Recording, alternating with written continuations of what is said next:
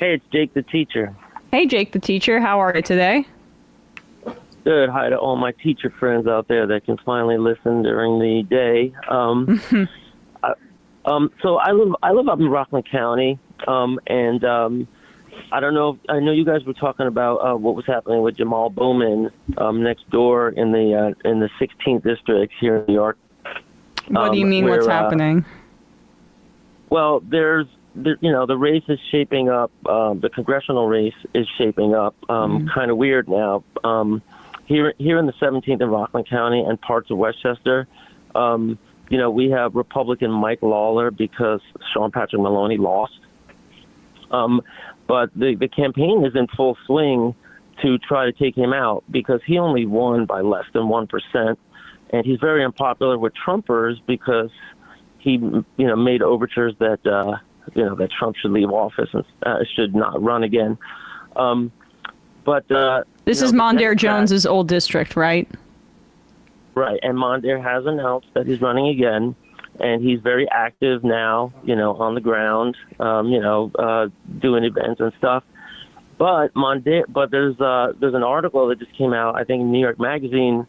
This is kind of like the new Mondaire, and he's taking money from AIPAC. He says he has a good relationship with AIPAC.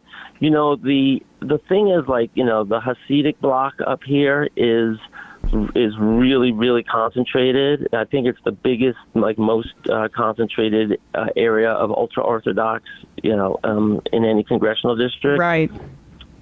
So he doesn't, I feel bad, because he kind of doesn't have a choice. But progressives are already throwing up their hands, and they're saying, well, we're not going to endorse anybody, or we don't have anybody running.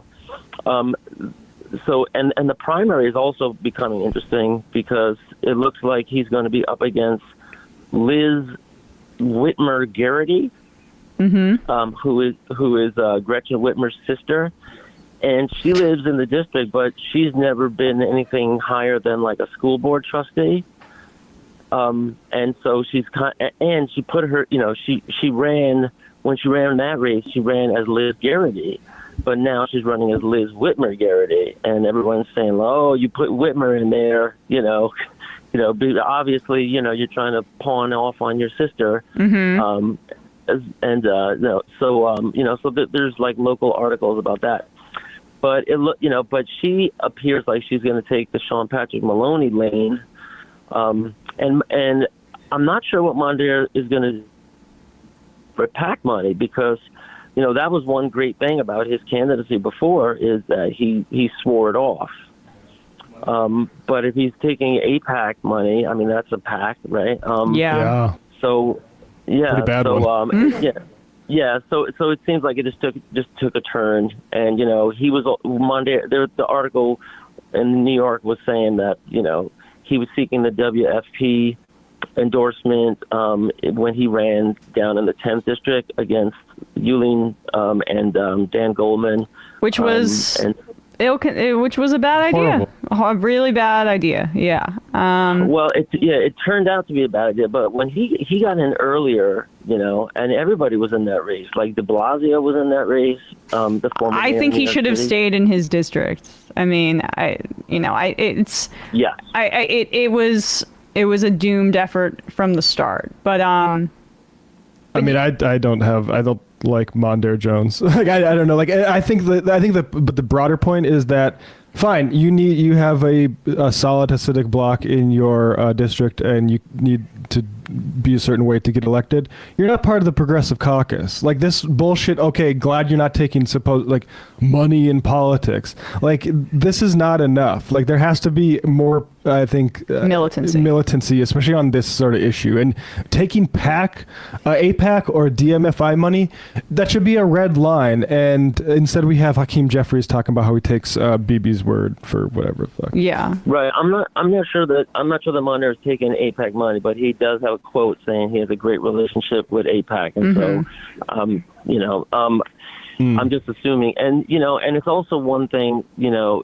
not take corporate PAC money in a primary, but it's another thing to take it, in the general election because he's going to be going up against Mike Lawler, who got $7 million from Kevin McCarthy's PAC, the Congressional Leadership Fund.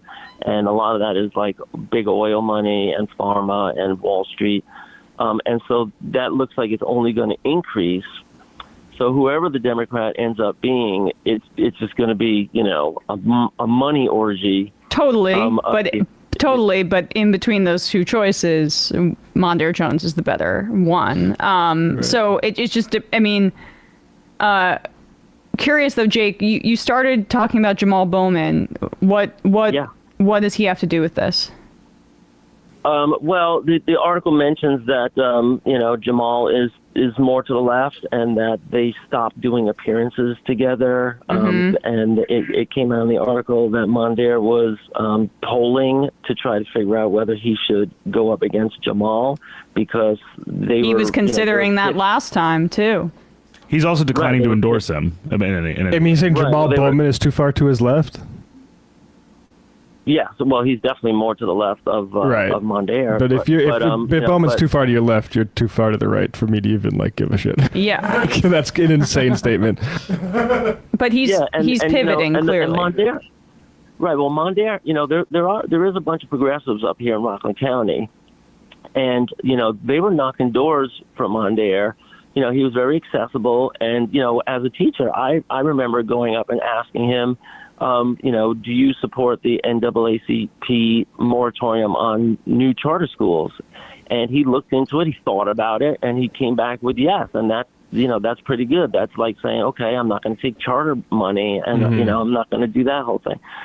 So, there's definitely some definitely good things in there, but the thing, I mean, what I want to say is I don't think anybody. It depends how they draw the lines, because I think New York is going to throw everything up in the air again with the congressional lines, and they're probably going to change the maps for the next election. But I don't think anybody can win here because what's going on, in East Ramapo and Spring Valley, they vote as a block. They're very diligent about. They're very, about, sending buses out, and getting everybody to turn out, and they all vote the way that the religious leaders tell them to vote, and that's going on in Brooklyn too, so, it's not by accident, that all of the political figures, like when we had a race up here a couple years back where it was like John Hall versus, a Republican. Bill Clinton got on the phone. They were calling the rabbis, asking for the endorsement. John Boehner would be, calling people. And it's still going on now. You see, all the Albany, leadership coming here to visit, that community. And, it's like hyper democracy. They just have incredible turnout and they all vote as a block. And then they get all these concessions and, And here, the big litmus test is unconditional support for Israel, and one of the other things is do you support those yeshivas? Not having to have the academic standards. Yeah, right. Because there's a couple, and because some of the yeshivas just teach religious instruction all day long, like 10 hours a day. Right.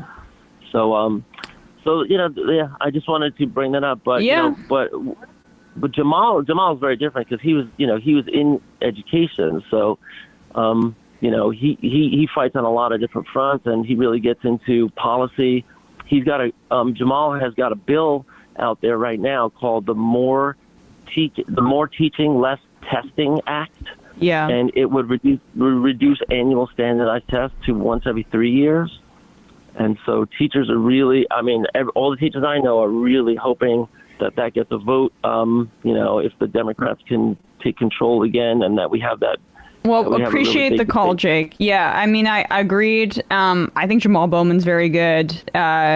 And in terms of what Mondaire Jones is doing, it seems like a clear pivot. But he's learned from all the wrong lessons from the Sean Patrick Maloney stuff. But just to clarify the AIPAC stuff. Appreciate the call, Jake. Yeah, thanks, Jake.